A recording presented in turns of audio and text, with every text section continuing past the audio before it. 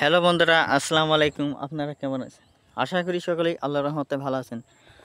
তো বন্ধুরা, আজকে আমি একটি সবজি নিয়ে আলোচনা করব। তো বন্ধুরা, এই সবজিটি খেলে কেমন উপকার পাওয়া যায় বা এই সবজিটি দিয়ে আপনারা কি করবেন, তার আগে অবশ্যই আমার এই ভিডিওটি বন্ধুরা সম্পূর্ণ দেখতে থাকবেন।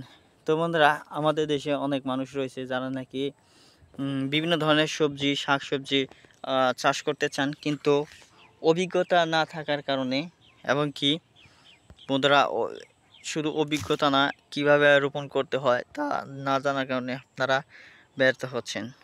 ফলে বন্ধুরা, আপনারা এই বিভিন্ন ধরনের সবজি চাষ করে আপনারা কিন্তু উন্নতি হচ্ছেন না। তো বন্ধুরা, আজকে আমি আলোচনা করব ধুম্বা। ধুম্বা বন্ধুরা কিভাবে চাষ করবেন, ধুম্বা চাষাবাদ করার নিয়ম। তো বন্ধুরা, এই ধুম্বা কিন্তু একটা সময় অনেক দাম ওঠে, বাজারে চড়া দামে বিক্রি করা হয়। তো বন্ধুরা, আবার অনেক সময় কিন্তু এই ধুম্বার দাম একেবারে কম থাকে।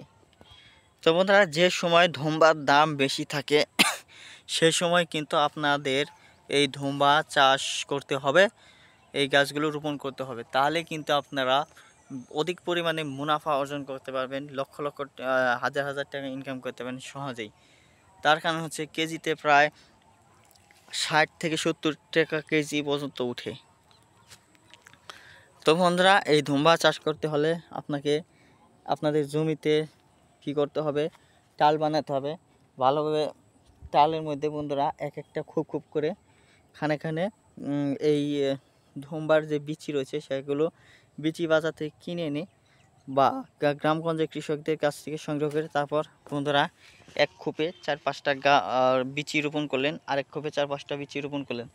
এভাবে বন্ধুরা আপনাদেরকে কিন্তু এই ধুম্বার বিচি রোপণ করতে হবে। তারপর বন্ধুরা এভাবে যদি বুনেন, ইনশাল্লাহ ভালো ফলন হবে। ধন্যবাদ আপনাদেরকে।